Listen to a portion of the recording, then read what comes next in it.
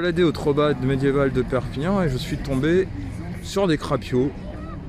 Non, ce ne sont pas des extraterrestres. Hein? Il y a quoi qui cause? Hein? Qui dit? Et vous allez les retrouver dans une interview. Ah oui, ils vont nous causer, ils vont nous demander des trucs, on va aller voir, il va donner des réponses. Allez, bon courage mon ami, allez on t'écoute, qui tu veux.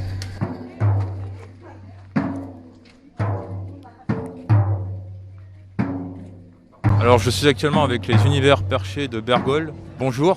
Bonjour Gilles. Ah, salut Gilles. Comment ça va Gilles? Quand avez-vous créé cette troupe de spectacle? Bon alors je vais y aller. Vas-y. Donc moi je vais parler avec ma voix normale, la voix de Bruno. Donc en fait les univers perchés de Bergol, c'est une troupe qui est née de ma folie personnelle. Moi j'ai fait pas mal de choses artistiques dans ma vie avec plein de gens et puis c'était toujours compliqué parce qu'il y avait plein de gens et puis de rassembler plein de gens autour d'un même sujet et que ça marche sans accrochage, sans souci, sans difficulté pour personne et que ça roule, c'est extrêmement compliqué. J'ai vécu dans la musique, dans le théâtre, etc., dans le cirque et en fait un jour j'en ai eu marre, je me suis dit je vais faire un truc où je serai tout seul. Comme ça, je suis sûr de ne pas être en retard à la répétition. Ou que si je suis en retard à la répétition, c'est pas grave, je pourrais m'en vouloir qu'à moi-même et à personne d'autre. Et puis ça fatiguera personne. Enfin bon, voilà, d'être seul parce que comme ça, t'es emmerdé par personne et t'emmerdes personne. Et puis en fait, finalement, à un moment, j'ai eu besoin d'un moyen technique, d'un élément technique. Et je me suis dit, tout seul, là, ça va être compliqué. Du coup, je me suis dit, il faudrait peut-être que je mette que je sollicite quelqu'un. Et la première personne qui m'est venue à l'idée, c'est ma compagne, c'est Sylvaine. Au départ, je savais qu'elle n'était pas forcément fanat de venir faire des trucs sur scène.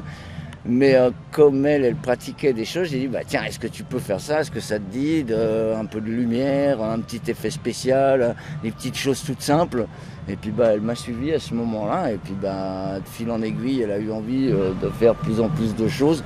Mais ça, ce serait peut-être mieux que ce soit elle qui s'exprime. Donc le grand et le beau parleur, vous l'avez compris, c'est Bruno. Moi, j'ai plutôt démarré dans l'ombre parce que de par mes formations, c'est plutôt formation artistique plastique, et donc en arrière.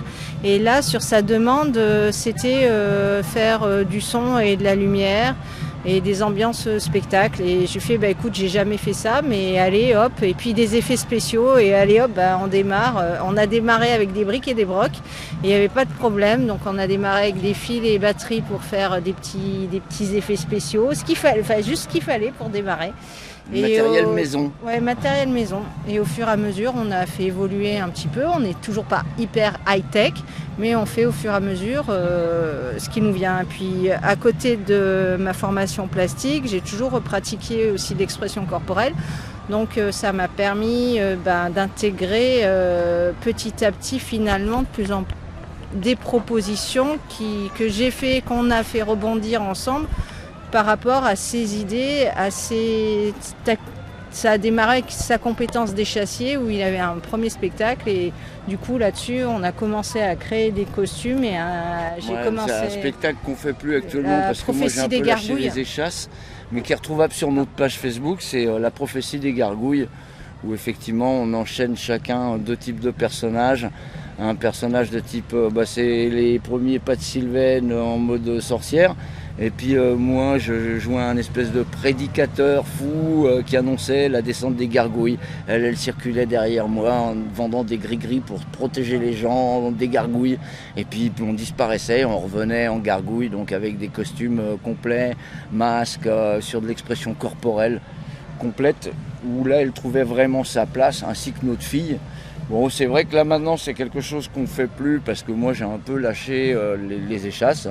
Arrivé à un certain âge, y a des choses qu'on a moins envie de faire ou qui nécessitent plus d'énergie, donc on laisse la place à d'autres. Alors notre fille qui est en train de grandir prendra peut-être le relais, un de ces quatre, mais bon, c'est pas au goût du jour tout de suite.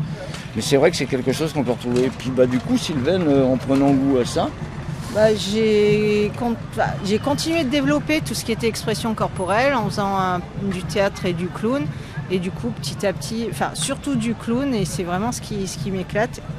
Et c'est ce que je fais principalement dans mon personnage de Bertie. Et j'incorpore petit à petit du théâtre, on développe ça au fur et à mesure aussi. des rencontres et de notre imaginaire débordant. De notre folie commune.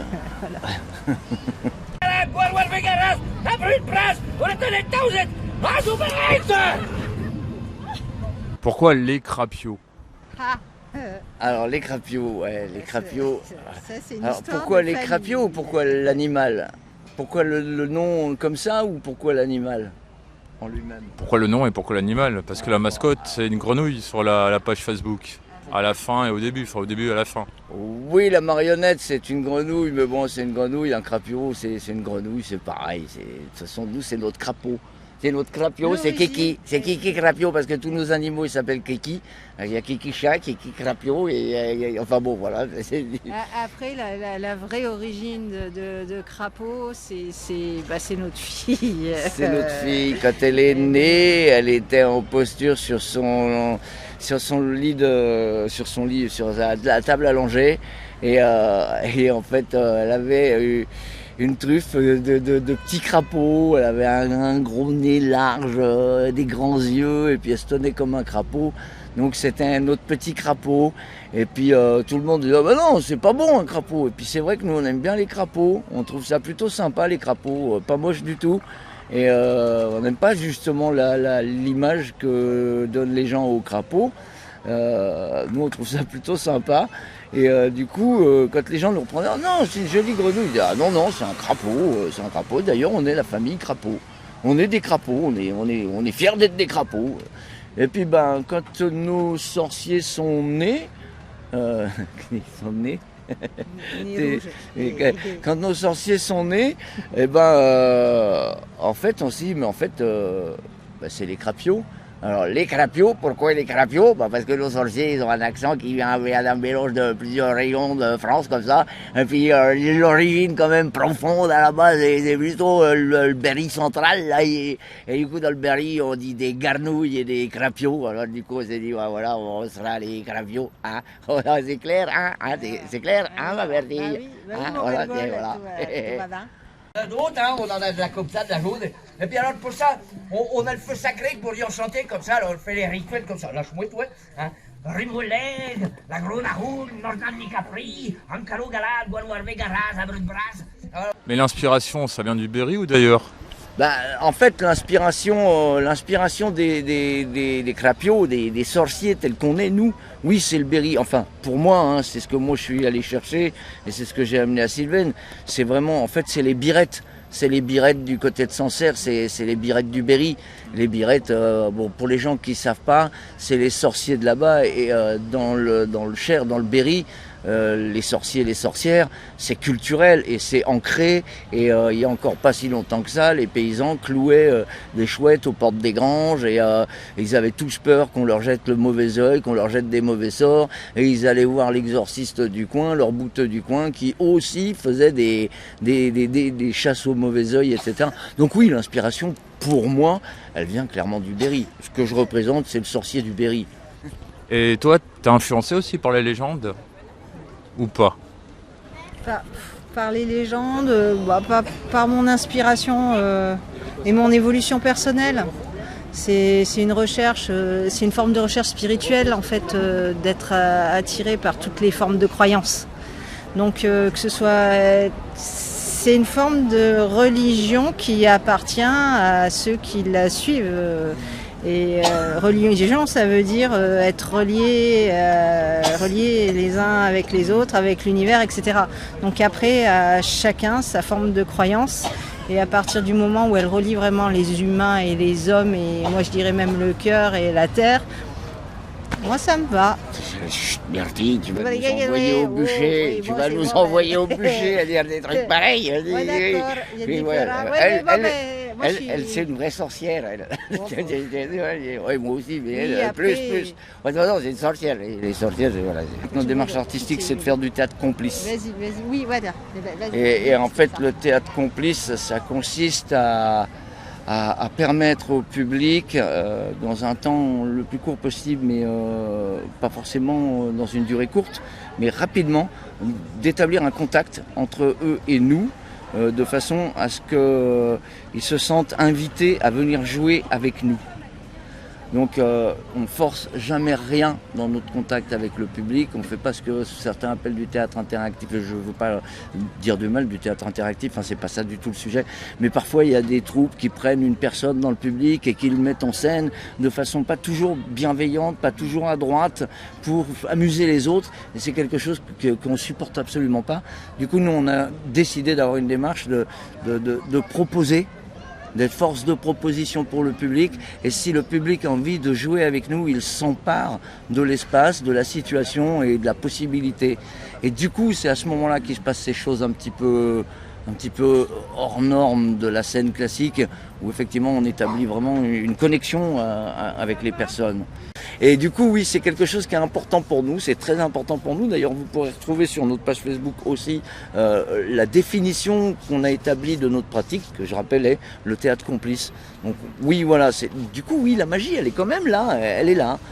On joue des sorciers, mais on établit quelque chose de magique, et parce que de toute façon la magie, comme tu as vu le spectacle, la magie, elle est dans le regard de celui qui veut bien la voir, elle est dans rien d'autre. Et nous, comme je dis, la magie, elle est dans chacun de vous, vous êtes la magie. Nous les sorciers, en fait, au final, on est juste là, rien que pour révéler cette magie. Donc, mais du coup, voilà, le travail de sorcier, en cette occurrence, il agit, il est actif. Donc voilà, c'est donc la source d'inspiration pour le théâtre, pour le spectacle, mais effectivement, il y a la vision qu'a Sylvain Bertille de sa part de travail dans cette implication, on va dire, philosophique et culturelle, mais aussi philosophique du coup. On est les Crapios!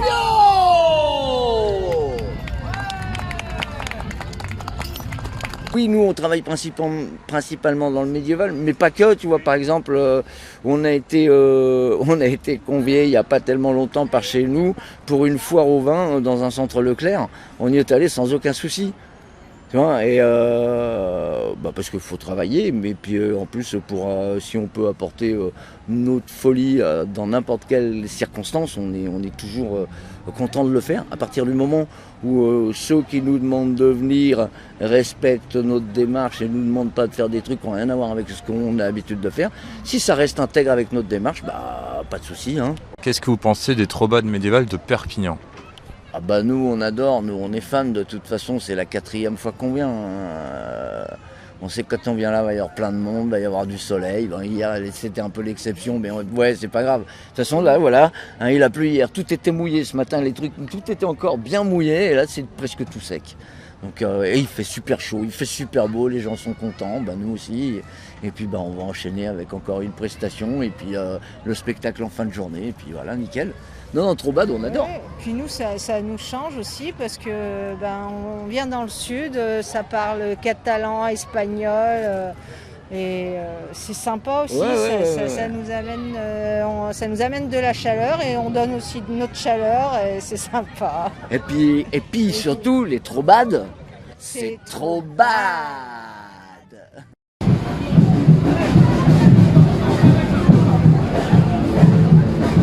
Pour en venir à la fête du Babao, vous en avez pensé quoi ?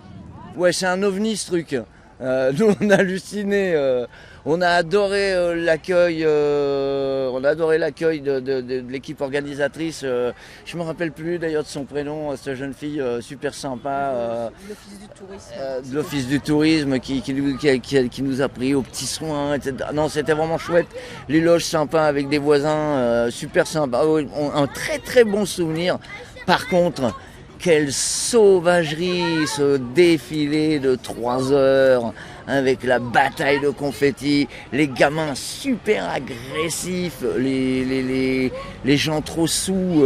Mais ça, c'est une grosse minorité, hein, une grosse minorité. Non, il y avait plein de gens super agréables sur le bord du chemin. Mais le problème, c'est que là, nos costumes, ils en portent encore les traces.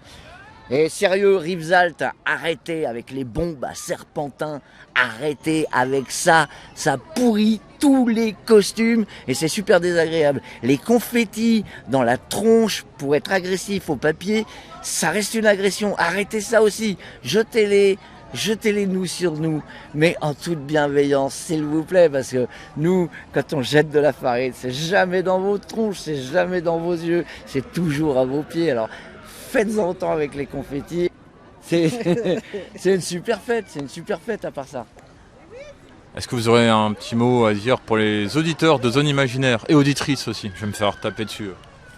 Eh ben, que j'ai envie de leur dire, gardez votre âme d'enfant, continuez de voir la magie pour ceux qui peuvent la percevoir, et puis comme ça vous la rendrez réelle et vous participerez à la magie du monde.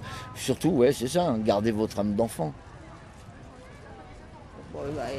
Il n'y a rien à rajouter. Après le Bergolle, il cause tellement. Bon, voilà. Hein. Bon, on va bien dire, du coup. Et je vais aller me faire une petite retouche maquillage, ouais, parce que j'ai les mains trop propres là. Hein, oui, il faut y aller. Oui, et puis après on rattaque. Oui, faut qu'on y aille. Hein. Bon, allez, c'est parti. Bon, au plaisir. Hein.